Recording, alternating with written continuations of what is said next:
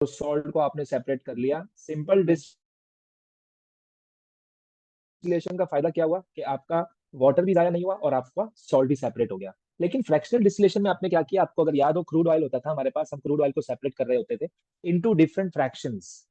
उसमें से हमें कैरोसिन ऑयल भी मिलता था, नेफ्था भी मिलता था, मतलब, और गैसोलीन भी मिलता था हमें, जो है ना उसमें हमें डीजल ऑयल भी मिलता था, और जो है ना उसमें हमें वैक्सीज भी मिलते थे डिफरेंट। तो ये तुम्हें पता होना चाहिए। ये याद करने वाला टॉपिक है, ये मेमोराइजेशन वाला टॉपिक है, सही है ना। वो पूरा कॉलम बना हुआ होता है, किसका बॉइलिंग पॉइंट कितना है, किसका यूज क्या है। अक्सर वो पूछ रहा होता है कैरोसिन ऑयल का यूज बताओ, तो वो as a jet fuel use होता है कैरोसिन ऑयल। तो ये आपको ये वाला पोर्शन जो है ना स्पेसिफिकली ये याद करके जाना, ये बता रहा हूँ आपको, ये वाला पोर्शन स्पेसिफिकली तुम्हें याद होना चाहिए। Sir okay. इसमें बॉइलिंग फिर पॉइंट भी है? क्रोमेटोग्राफी, बॉइलिंग पॉइंट भी याद करने हैं। हाँ, बॉइलिंग पॉइंट पूछ रहा होता है, आप देखो ना कुछ कुछ पेपर्स में आपको मिलेगा बॉइलिंग पॉइंट भी अक्सर वो पूछ रहा होता है। तो बॉइलिंग पॉइंट भी याद करना है और आपको इसके यूजेस भी याद करने हैं, कौन सी चीज कहाँ यूज होती है, कौन सा फ्रैक्शन कहाँ यूज होता है, सारे फ्रैक्शन आपको पता होने चाहिए, याद होने चाहिए। अच्छा, फिर हम क्या करते हैं, क्रोमेटोग्राफी की अगर हम बात करें तो क्रोमेटोग्राफी में होता ये है कि हम बेसिकली डाइस को सेपरेट कर रहे होते हैं। क्रोमेटोग्राफी एक सेपरेशन टेक्निक भी है, प्योरिफिकेशन टेक्निक भी है। आप इससे चीजों को सेपरेट भी करते हो और आप इससे चीजों को प्योरीफाई भी करते हो। प्योरीफाई कैसे करते हैं पहले मैं आपको वो बता दूं।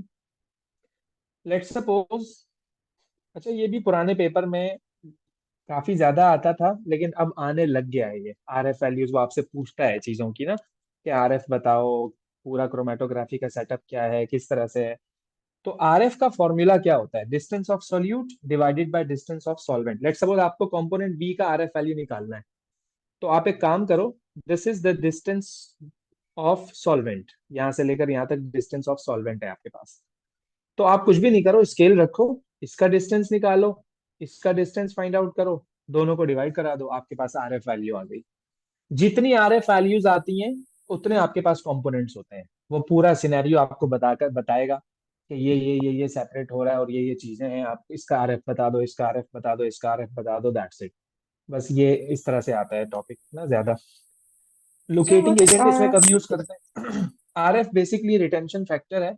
हर कंपोनेंट का ये अलग अलग होता है, सेपरेट होता है। जितने कंपोनेंट आपके सैंपल में होंगे उतनी आपके पास आरएफ। जैसे ब्लैक इंक होती है ना, ब्लैक इंक, उस ब्लैक इंक में आपके पास डिफरेंट कलर्स मिक्स होते हैं जो हम आम आंख से नजर नहीं आ रहे होते। ब्लू कलर भी होता है, रेड कलर भी होता है, येलो कलर भी होता है उसमें। तो जब आप उसको क्रोमेटोग्राफी पेपर पे इंक को डालोगे ना, तो वो इंक सेपरेट हो जाएगी इनटू थ्री कलर्स। अब थ्री कलर्स का डिस्टेंस अलग अलग होगा, कॉमन सेंस की बात है। अब मैं कह रहा हूँ आपको उन तीनों कलर्स का मुझे डिस्टेंस निकाल कर दिखाओ।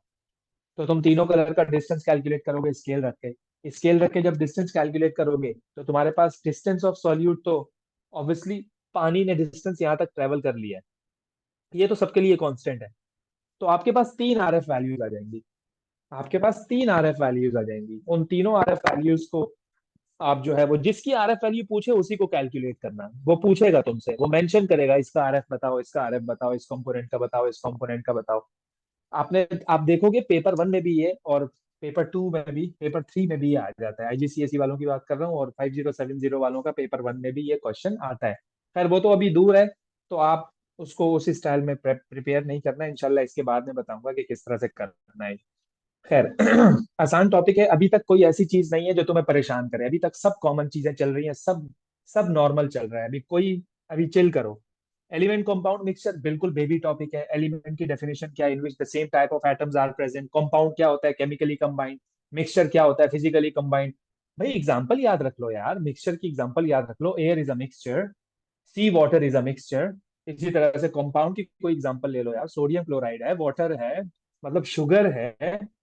कई सारी एग्जांपल है। कंपाउंड और मिक्सचर में डिफरेंस बता दो। कंपाउंड में कॉम्पोजिशन इज फिक्स्ड, मिक्सचर में composition is not fixed. Compound का there is a chemical formula, mixture का कोई फॉर्मूला नहीं होता। मिक्सचर का कोई फॉर्मूला नहीं होता। इसी तरह से कंपाउंड में आपके जो होता है can not be separated easily, जबकि मिक्सचर तो है वो आसानी से सेपरेट हो जाता है। ये डिफरेंस थोड़े बहुत आपको पता होने चाहिए। बाकी जो है वो ये टेबल ऑब्वियसली आपने देखा होगा, कुछ कुछ पेपर में ये आ जाता है। अगर आ गया तो तुम्हारी जिंदगी हरी भरी हो जाएगी। तो प्रोटॉन का मास इज 1, न्यूट्रॉन का मास इज 1, इलेक्ट्रॉन का मास इज 1/1840। चार्ज +1 है, न्यूट्रॉन का 0 है, इलेक्ट्रॉन का -1 है। बिल्कुल ही पता होगा ये सारी चीजें आपको। एज अ रिवीजन में बता रहा हूँ, याद दिला रहा हूँ। मेरी क्लास का पर्पज ये, मैं तुम लोगों को याद दिला दूं, किसी भी चीज को भूल नहीं जाना।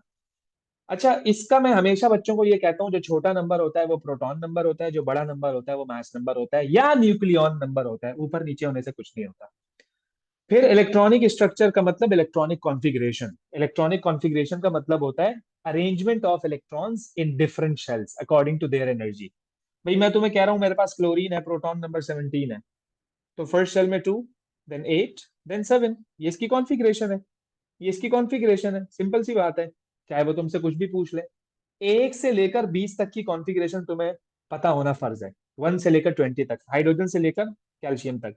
इसके बाद अगर वो कोई कॉन्फ़िगरेशन पूछेगा तो कुछ ना कुछ तुम्हें इन्फॉर्मेशन जरूर देगा, लेकिन 1 से लेकर 20 तक is the part of your syllabus. फिर केमिकल बॉन्डिंग में आयोनिक बॉन्डिंग। आयोनिक बॉन्डिंग में मेटल और नॉन मेटल इन्वॉल्व होते हैं। मेटल इलेक्ट्रॉन लूज करेगा, नॉन मेटल उस इलेक्ट्रॉन को गेन करेगा। आफ्टर लूजिंग इलेक्ट्रॉन, मेटल पे पॉजिटिव चार्ज आएगा और नॉन मेटल पे नेगेटिव चार्ज आएगा। याद रखिएगा, ग्रुप नंबर यहाँ पे जो है इंपॉर्टेंट है। Sodium is in group 1, so it only loses 1 electron. लेकिन अगर यही मैग्नीशियम होता तो मैग्नीशियम लूजेस 2 इलेक्ट्रॉन। ये देखो, मैग्नीशियम 2 इलेक्ट्रॉन लूज कर रहा है यहाँ पर। और क्लोरीन, 2 क्लोरीन है, एवरी क्लोरीन नीड 1 इलेक्ट्रॉन, तो एक हर क्लोरीन एक एक इलेक्ट्रॉन को गेन करेगा। ये भी -1, ये भी -1, ये +2। देखो हर एक का आउटर शेल कंप्लीट हो गया। जब भी आयोनिक बॉन्ड बनेगा, हर एलिमेंट का आउटर शेल कंप्लीट होना चाहिए, वरना तो फिर वो बॉन्ड बनना बेकार है। बॉन्ड तो बनता ही इसलिए ताकि उनका आउटर शेल कंप्लीट हो जाए। आउटर शेल कंप्लीट करना लाजमी है, लाजमी है, लाजमी है। आउटर शेल आपको कंप्लीट करना होता है, चाहे वो कोई भी आयोनिक बॉन्डिंग आप कर रहे हो। अच्छा, आप इनकी फिजिकल प्रॉपर्टीज की अगर बात करो तो भाई सॉलिड एट रूम टेम्परेचर होते हैं, सॉल्युबल इन वाटर होते हैं। अगर मैं तुमसे पूछूं सॉल्युबल इन वाटर क्यों है, इन पे चार्ज होता है। भाई हाई मेल्टिंग पॉइंट क्यों है यार, इनका लैटिस स्ट्रक्चर होता है। लैटिस क्या होता है, रेगुलर पैटर्न का स्ट्रक्चर, 3D स्ट्रक्चर होता है, जिसमें ऑपोजिटली चार्ज आयंस होते हैं, बहुत सारे होते हैं। so they have very strong electrostatic attraction, so more energy is required to melt। तो ये इसका रीजन हो सकता है। गुड कंडक्टर ऑफ इलेक्ट्रिसिटी होते हैं इन मोल्टन और aqueous state, bad conductor of electricity होते हैं इन सॉलिड स्टेट। क्यों? सॉलिड में ions are tightly packed, fixed, they cannot move। when the ions cannot move, so how they can be a good conductor of electricity? जबकि molten और aqueous state में ये होता है कि ions are free to move. भाई जब ions are free to move, so that would be a good conductor of electricity. ये बी फ्रीक्वेंटली वो पूछता रहता है। और ये तो ऑब्वियस सी बात है कि वो पूछेगा हाई मेल्टिंग और बॉइलिंग पॉइंट ये क्यों होते हैं। क्योंकि भाई इनकी फोर्स ऑफ अट्रैक्शन जो है वो काफी ज्यादा होती है। कोई एक आयन थोड़ी होता है, lot of ions are there in their lattice structure. So that's why. अच्छा, डॉट एंड क्रॉस डायग्राम भी वो अक्सर आपसे पूछता है। डॉट एंड क्रॉस डायग्राम भूलना नहीं है। आयोनिक कंपाउंड की डॉट एंड क्रॉस डायग्राम, यानी कि एक जनरल सा क्वेश्चन अगर मैं आपसे पूछूं, यार सोडियम क्लोराइड की डॉट एंड क्रॉस डायग्राम मुझे बनाकर दिखाओ, तो आप पता है क्या करोगे? आप एक काम करना, ये वाले शेल अंदर से हटा दो, ये हटा दो आप। डॉट एंड क्रॉस डायग्राम क्या होती है पता है ना? In which only outer electrons are shown. Dot and cross diagram में only outer electrons are shown. तो मतलब कि जो सिर्फ आपको ये बनाना है, जो आखिरी शेल है ना, सिर्फ आपको ये बनाना है। That is the dot and cross diagram for sodium chloride, only outer electrons, only outer electrons.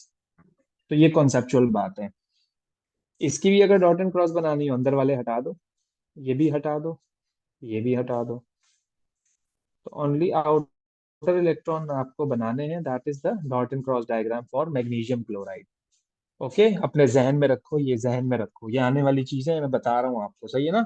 कल इंशाल्लाह आप लोग मुझे 4-5 बजे फोन करोगे और बताओगे सर हमारा पेपर बहुत अच्छा हुआ है।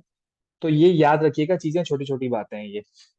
Covalent bonding, covalent bonding weak bonding होती है। स्ट्रॉन्ग बॉन्डिंग आयोनिक ही है, कोवेलेंट वीक होता है। Covalent between the non metals होता है, और आयोनिक मेटल और नॉन मेटल के बीच में होती है। ज्यादातर जो डॉट एंड क्रॉस डायग्राम्स आपको मिलेंगी वो कोवेलेंट की मिलेंगी, आयोनिक की नहीं मिलेंगी। कोवेलेंट में जैसे कि इलेक्ट्रॉन शेयर होता है between the two non metals. तो आप जरा देखें वाटर की डॉट एंड क्रॉस डायग्राम, ये वाटर का ऑक्सीजन है, ऑक्सीजन के आउटर शेल में 6 हैं। अब अगर आप में से कोई बच्चा ये सोच रहा हो कि हमें ये कैसे पता लगेगा कि आउटर इलेक्ट्रॉन 6 हैं, तो भाई पीरियोडिक टेबल दिया हुआ होगा ना यार। ऑक्सीजन देख लो ना कौन से ग्रुप में है, ऑक्सीजन ग्रुप 6 में है, तो आउटर शेल में कितने इलेक्ट्रॉन होंगे? एक 6 इलेक्ट्रॉन्स होंगे। तो अब इसके साथ कितने हाइड्रोजन है? दो हाइड्रोजन है। हर हाइड्रोजन के आउटर शेल में एक एक इलेक्ट्रॉन है। ये देखो जरा, ऑक्सीजन खुश हो गया, 1 2 3 4 5 6 7 8, ऑक्सीजन इज हैप्पी। हाइड्रोजन के आउटर शेल में भी दो पूरे हो गए, हाइड्रोजन भी happy. So this is a successful dot and cross diagram for water. इसी तरह से आप CH4 को देख लो यार, इसी तरह से आप वाटर को देख लो, कार्बन डाइऑक्साइड को देख लो। अच्छा, कार्बन डाइऑक्साइड में डबल डबल डबल बॉन्ड बनता है, ये कैसे पता लगेगा? ये कैसे पता लगेगा यार कि मुझे डबल बॉन्ड बनाना है, सिंगल बॉन्ड बनाना है? तो अभी पता लग जाएगा, 1 मिनट, 1 मिनट में यूं पता लग जाएगा। कैसे? ये कार्बन है, ये कार्बन है, ये ऑक्सीजन है, ये ऑक्सीजन है। ओके। अब इसके लिए जुगाड़ क्या है, पाकिस्तानी जुगाड़ क्या है? तुम्हें पता है ना ऑक्सीजन कौन से ग्रुप में है? तुम बोलोगे यस सर पता है। कौन से ग्रुप में? ग्रुप 6 में है। तो भाई ग्रुप 6 वाले एलिमेंट्स कितने बॉन्ड बनाते हैं? दो बॉन्ड बनाते हैं। Oxygen always makes two bond, oxygen always makes two bond. तो भाई दो bond, one bond is equal to 2 electrons. ये जो एक बॉन्ड बनता है ना बेटा, इसमें 2 इलेक्ट्रॉन होते हैं।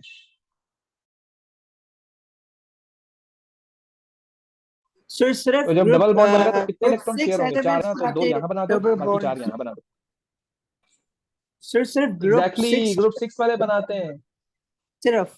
हाँ ना, ग्रुप 6 वाले बनाते हैं, ओके। और क्या। और ये देखो, ये देखो, ये देखो, यहाँ भी मैंने डबल इलेक्ट्रॉन डाल दिया। कार्बन के कितने होते हैं? 4 होते हैं ना। कार्बन के 2 इलेक्ट्रॉन यहाँ बना दिए, दो यहाँ बना दिए। कार्बन भी खुश हो गया, carbon can make 4 bonds because carbon is in group 4। Carbon भी खुश, ऑक्सीजन भी खुश। तो भाई खुद ब खुद तुम्हें चीजें पता लग जाएंगी यार, सिंगल बनाओ, डबल बनाओ, ट्रिपल बनाओ। भाई मैं तुमसे पूछूं कि यार नाइट्रोजन क्या बनाता है, तुम बोलोगे सर नाइट्रोजन कौन से ग्रुप में? बोलूंगा यार ग्रुप 5 में है। तो ग्रुप 5 वाले लोग ट्रिपल बॉन्ड बनाते हैं। नहीं सर समझ नहीं आया, आप दोबारा बताएं। तो भाई नाइट्रोजन के आउटर शेल में कितने हैं? आप बोलोगे सर 5 है, ये लो 5 इलेक्ट्रॉन्स। सर इसको तो 3 इलेक्ट्रॉन और चाहिए। तो जाहिर सी बात है ना यार, आउटर इलेक्ट्रॉन में 8 होने चाहिए ना, तीन और चाहिए। तो ये लो, ये दूसरा नाइट्रोजन आएगा, ये अपने 3 इलेक्ट्रॉन इसके साथ शेयर कर लेगा, and this would make a triple covalent bond like this. तो यहाँ पे तो 6 इलेक्ट्रॉन शेयर हुए हैं। तो भाई डिपेंड करेगा, डिपेंड करेगा, तुम्हें पता लग जाएंगी चीजें, पता लग जाएंगी तुम्हें, इसकी टेंशन नहीं लो इसकी तुम। ये देखो ऑक्सीजन है, डबल बॉन्ड बन रहा है, ऑक्सीजन है, डबल बॉन्ड बन रहा है। ये देखो हाइड्रोजन है, सिंगल बॉन्ड बन रहा है। ये देखो हाइड्रोजन है, सिंगल बॉन्ड बन रहा है। तो वो ऑटोमेटिकली तुम्हें आइडिया हो जाएगा कि इसको मैं कितने इलेक्ट्रॉन शेयर कराऊं। बस अपने जहन में ये रखो कि आउटर शेल कंप्लीट होना चाहिए, 8 इलेक्ट्रॉन पूरे होने चाहिए बस। इसी तरह से हमारे पास आयोनिक कंपाउंड का ये स्ट्रक्चर है, मैं पहले ही आपको बता चुका हूँ। कोवेलेंट में आपके पास दो तरह के स्ट्रक्चर होते हैं बेटा, एक सिंपल मॉलिक्यूलर होता है और एक जायंट कोवेलेंट होता है। एक जायंट मॉलिक्यूलर, जायंट मॉलिक्यूलर को हम मैक्रो मॉलिक्यूलर भी कहते हैं। सिंपल मॉलिक्यूलर कौन कौन से होते हैं? तो आप इसके लिए क्या याद रखो कि जायंट कितने होते हैं। जायंट 3 स्ट्रक्चर हैं आपके सिलेबस में, एक डायमंड, एक ग्रेफाइट, एक सिलिका। उसके अलावा जो भी है सब सिंपल मॉलिक्यूलर है। उसके अलावा जो भी है सब क्या है? सिंपल मॉलिक्यूलर है। जैसे कि water, ammonia, H2, I2, Cl2, Br2, NH3, CH4, C2H6, C3H7, C3H8, ये सब सिंपल मॉलिक्यूलर है। सर आपको इतने सारे कैसे याद है? मुझे याद थोड़ी है, मैंने तो तुम्हें कहा डायमंड, ग्रेफाइट, सिलिका। इसके अलावा जो भी होगा वो सिंपल मॉलिक्यूलर स्ट्रक्चर होगा। अब मैं तुमसे क्वेश्चन पूछूं, हाँ भाई I2 is a covalent compound, बताओ जरा सिंपल है या जायंट है? सर ये कैसे पता लगेगा भाई? भाई डायमंड, ग्रेफाइट, सिलिका ये हैं जायंट, बाकी सब सिंपल मॉलिक्यूलर।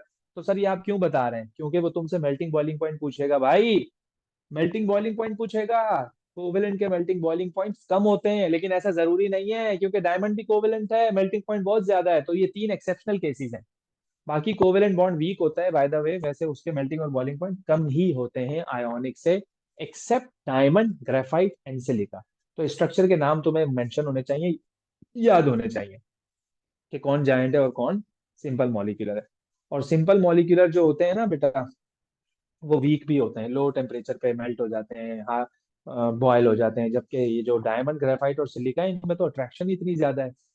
अब एक बच्चे ने पूछा, सर आप तो कह रहे थे कोवेलेंट बॉन्ड वीक होता है, तो डायमंड में भी तो कोवेलेंट है, ये कैसे इतना ज्यादा मेल्टिंग पॉइंट हो गया? तो मैं हमेशा ये एग्जांपल देता हूँ, मैं तुम्हें कहूँ अपनी नोटबुक का एक पेज फाड़ो, तुम आराम से फाड़ दोगे। मैं कहूँ अब पेज को कंबाइन कर लो, फिर फाड़ो, फिर भी आराम से फाड़ दोगे। मैं कह रहा हूँ पूरी नोटबुक को पकड़ के फाड़ो, मुश्किल हो जाएगी। मुश्किल हो जाएगी, क्यों मुश्किल होगी? क्योंकि देखो, वो एक एक पेज जब आपस में जुड़ गया तो उनकी स्ट्रेंथ क्या हो गई? इंक्रीज हो गई। उनकी स्ट्रेंथ क्या हो गई? इंक्रीज होगी। Same goes with the diamond, graphite and silica. भाई कोई एक बॉन्ड थोड़ी होता है यार, कोई एक बॉन्ड थोड़ी होता है उसके अंदर। A lot of covalent bonds are there, a lot of covalent bonds are there. तो इसलिए more energy is required to melt, more energy is required to boil. तो इस किसको, ये जो स्ट्रक्चर आपके सामने बने हुए हैं, इनको मेल्ट करना। ये ग्रेफाइट है तो ये डायमंड है। Graphite is a good conductor. मैं पूछूं क्यों? तुम कहोगे फ्री इलेक्ट्रॉन है। फ्री इलेक्ट्रॉन कहाँ से आ गया? आप बोलोगे सर कार्बन ना अपने जैसे 3 कार्बन से कनेक्टेड है ग्रेफाइट में। कार्बन कैन मेक 4 बॉन्ड्स, एक इलेक्ट्रॉन तो फ्री है। तो इस फ्री इलेक्ट्रॉन की वजह से ग्रेफाइट गुड कंडक्टर हो जाता है, जबकि जो डायमंड है each carbon is connected with 4 carbon atoms. तो कार्बन का तो कोई एक्स्ट्रा इलेक्ट्रॉन बचा ही नहीं, तो diamond is a bad conductor of electricity. बाकी दोनों के मेल्टिंग पॉइंट्स हाई होते हैं, दोनों के बॉइलिंग पॉइंट्स हाई होते हैं। दोनों, एक टेट्राहीड्रल है, ये टेट्राहीड्रल स्ट्रक्चर है, और ये जो है ना हेक्सागोनल स्ट्रक्चर है। ये स्ट्रक्चर के नाम इंपॉर्टेंट है। स्ट्रक्चर के नाम इंपॉर्टेंट है, क्यों पता है क्यों? क्योंकि वो पूछेगा दोनों में सिमिलैरिटी बताओ, दोनों में डिफरेंस बताओ। तो सिमिलैरिटी तो तुमने बता दी कि both have high melting point, both have high boiling point, both are made of carbon, both are macromolecular, both are giant, both are giant, both are solid. Okay, अब dissimilarity क्या बताऊं? One is tetrahedral, another is hexagonal, one is a good conductor, another is a bad conductor. तो ये difference बताने में तुम्हें काम आएगा। डायमंड का यूज, कुछ लोग लिख के आते हैं ज्वेलरी, नहीं है। नहीं है सिलेबस में, नहीं है, नहीं है। आप बोलोगे it is use for cutting tools. Tool. Graphite का यूज, ग्रेफाइट का use, it is use as Pencil. An electrode. Lubricating. Lubricant. Lubricant नहीं लिखना बेटा, अब आप लिखोगे it is use as an electrode, it is use as an electrode. याद रखिएगा, जो इलेक्ट्रोलिसिस में इलेक्ट्रोड यूज होता है ना, वो ग्रेफाइट का बना हुआ होता था। Graphite is made of carbon, Sir, but it is use aren't as they an also used electrode. as sir, but yes aren't they बेटा। also used as lubricants? अच्छा, अब बेसिकली अब इन्होंने ना मेंशन किया हुआ है, अब इन्होंने मेंशन किया हुआ है कि it is used as an electrode अपने स्पेसिफिक उसमें डॉक्यूमेंट में मेंशन किया हुआ है कि भाई इसका यूज ये है। तो बी स्पेसिफिक, तो बेहतर ये है कि ज्यादा हम उन्हीं के उस पर चलें, अकॉर्डिंगली चलें। वैसे तो ये बात बिल्कुल सही है कि ये लुब्रिकेंट भी यूज होता है, लेकिन इस दफा जो इन्होंने डॉक्यूमेंट वो किया है उसमें लिखा हुआ है it is used as an electrode, तो भाई हम भी कहेंगे it is used as an electrode. बेहतर यही है, बेहतर यही है। अच्छा, फिर मेटालिक बॉन्डिंग। भाई मेटालिक बॉन्डिंग क्या होती है? Electrostatic attraction between cation and sea of electron. तो ये स्ट्रक्चर बड़ा ही कोई फेमस स्ट्रक्चर है, हमारे जहनों में बैठा हुआ है ये स्ट्रक्चर, जमा हुआ है ये स्ट्रक्चर। अब बच्चा सोचता है यार सर सोडियम मेटल हो तो क्या बनाऊं, मैग्नीशियम मेटल हो तो क्या बनाऊं, एल्यूमिनियम मेटल हो तो क्या बनाऊं। मतलब मेटल तो अपनी मर्जी से देगा, कभी वो कहता है बिस्मथ है, कभी वो कहता है सिल्वर है, कभी वो कहता है लेड है, कभी वो कहता है क्रोमियम है, कभी वो कहता है आयरन है।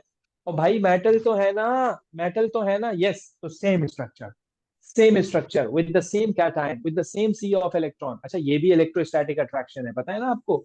ये भी काफी स्ट्रांग बॉन्ड होता है, कोवेलेंट से भी ज्यादा स्ट्रांग होता है मेटालिक बॉन्ड, क्योंकि क्योंकि आयंस के बीच में अट्रैक्शन है, चार्जेस के बीच में। कोवेलेंट में कौन सा चार्ज है यार?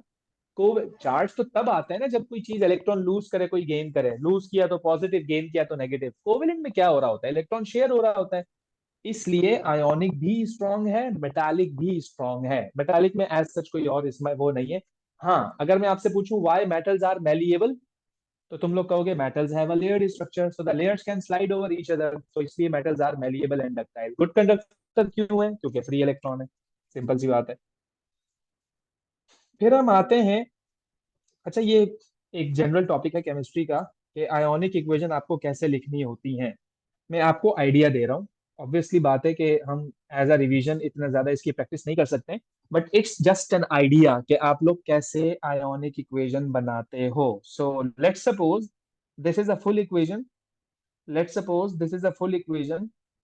Br2 is going to react with Ki, it's going to produce KBr plus I2. Let's suppose, अच्छा स्टेट सिंबल कभी तो लिखे हुए होते हैं, कभी नहीं लिखे हुए होते हैं। तो सर हमें कैसे पता लगेगा? Solubility rules. सॉल्युबिलिटी रूल्स याद रखो सर, वो कहाँ मिलेंगे सर? वो आपको मिलेंगे एसिड बेस एंड सॉल्ट्स में। वो आपको मिलेंगे एसिड बेस एंड सॉल्ट्स में। तो आपको पता होना चाहिए सॉल्युबिलिटी। जैसे कि एक रूल था, ऑल नाइट्रेट्स आर सॉल्युबल। भाई जिसके साथ भी नाइट्रेट लग गया वो सॉल्युबल हो गया। All group one salts are, ये देखो ना, पोटेशियम ग्रुप वन में ही तो है। तभी तो मैंने एक्वस लिखा है नीचे। तभी तो मैंने एक्वस लिखा है नीचे, वो भी तो KBr है। वो भी तो पोटेशियम है, वो भी तो ग्रुप वन का मेंबर है, तभी तो मैंने एक्वस लिखा है। तो सॉल्युबिलिटी रूल इंपॉर्टेंट है सॉल्युबिलिटी रूल, ताकि तुम आयोनिक इक्वेशन को बना सको। सर फिर क्या करें? सर फिर क्या करें? फिर तुम एक काम करो, जो एक्वस वाली चीजें है ना उनको तोड़ दो। कैसे तोड़े सर? देखिएगा जरा। ये Br2 है, ये Ki है, इसी तरह से ये KBr है, और ये I2 है। क्या करें? K से K कैंसिल, क्या बचा सर? Br2 बचा, और क्या बचा? I माइनस, और क्या बचा? Br माइनस, और क्या बचा? I2। Now this is your ionic equation. कैसा? अब यहाँ भी बच्चा क्वेश्चन करता है कि सर आपको कैसे पता लगा ये पॉजिटिव है, ये नेगेटिव है, ये पॉजिटिव है, ये नेगेटिव है? अक्सर पूछ रहा होता है ये क्वेश्चन, अक्सर बता रहा हूं मैं तुम्हें, फ्रीक्वेंटली आज क्वेश्चन है ये। तो अभी भी अगर किसी के जहन में आ रहा है कि ऐसा क्यों है, तो याद रखो अभी तक के लिए, किसी भी कंपाउंड का जो फर्स्ट पार्ट होता है वो पॉजिटिव होता है, जो सेकंड पार्ट होता है वो नेगेटिव होता है। दूसरा कॉन्सेप्चुअल बात, मेटल है, metal is always cation and non metal is always anion. तो इस तरह से आपको कोई भी इक्वेशन अगर दी हो, so you are suppose to make ionic equation in this manner. तो आयोनिक इक्वेशन बनाने के लिए तुम्हें पता होना चाहिए किसके नीचे सॉलिड है, किसके नीचे एक्वस है, किसके नीचे गैस है। एक्वस वाली चीजों को तोड़ते हैं, एक्वस वाली चीजों को ब्रेक डाउन करते हैं, एक्वस वाली चीजों को ब्रेक डाउन करते हैं, ना लिक्विड को, ना सॉलिड को, ना गैस को, किसी भी चीज को नहीं, एक्वस को ब्रेक डाउन करो। फिर देखो एक जैसे आयंस आ रहे हैं तो काट दो, नहीं आ रहे हैं तो छोड़ दो, वही आपकी आयोनिक इक्वेशन होगी। मोल मोल मोल मोल, उस्मान पूछ रहा था भाई मोल के सर एक फॉर्मूला बता दें सर। तो बेटा मोल के फॉर्मूले जो है ना, वो हम आपको बता देते हैं बेटा। एक तो मोल का ये फॉर्मूला है, एक तो मोल का ये फॉर्मूला है, एक मोल का ये फॉर्मूला है, एक मोल का ये फॉर्मूला है, एक मोल का ये फॉर्मूला है, बल्कि ये उसका है परसेंटेज, उसका है परसेंटेज कॉम्पोजिशन का है। तो मैं फाइल कर देता हूँ। Number one, mole is equal to mass upon mr। Mole is equal to volume upon 24 dm³ number three, mole is equal to number of particles divided by 6.02 exponent 23। Number four, mole is equal to concentration times volume. बेटा ये चार फॉर्मूले आपके पास हैं, इससे ज्यादा मोल का कोई फॉर्मूला तुम्हें नजर नहीं आएगा अल्लाह के हुक्म से। ज्यादा मोल नहीं होते हैं। Sir, you're lagging a bit, just a little bit.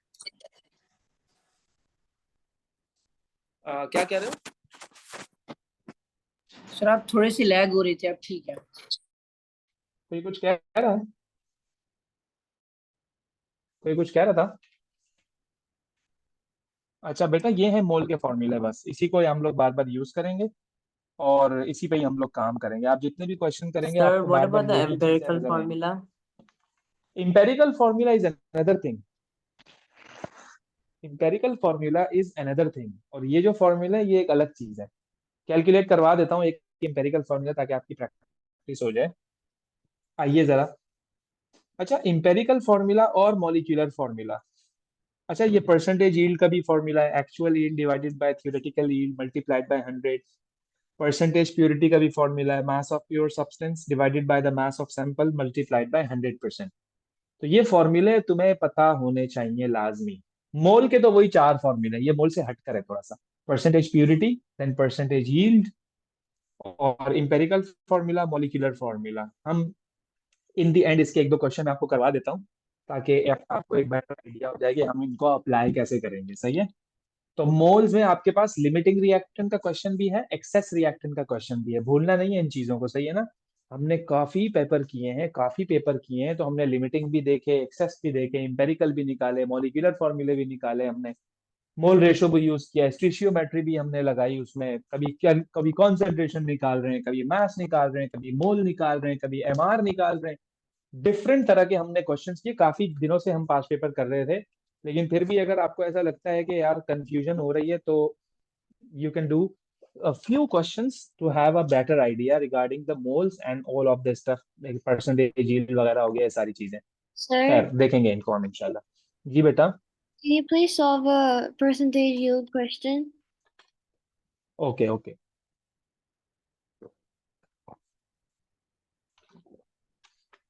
चलो मैं क्वेश्चन निकाल लेता हूँ यार, 1 मिनट रुको जरा, मैं क्वेश्चन निकालता हूँ। बेटा this is related to the percentage yield question, सही है। अच्छा जी, अब वो कहता है कि a student uses 2.8 gram of iron to make 12.5 gram of hydrated iron 2 sulfate. This is a 90% yield. Calculate the mass of hydrated iron 2 sulfate crystals made from 2.8 gram of iron if the yield is 100%. मैं सिर्फ और सिर्फ आपको 1.5 minute दे रहा हूं, strategy apply करो, दिमाग लड़ाओ अपना कि यार कैसे होगा, फिर मैं करके दिखाता हूँ जल्दी से फटाफट। सबको कह रहा हूँ भाई, सबको कह रहा हूँ, सबको कह रहा हूँ। थोड़ा सा आपका माइंड सेट हो जाएगा, वैसे तो ऑब्वियसली मैं करवाऊंगा, थोड़ा माइंड सेट हो जाएगा आपका, जल्दी जल्दी फटाफट, शाबाश। Sir, the percentage yield question. जी बिल्कुल, यस।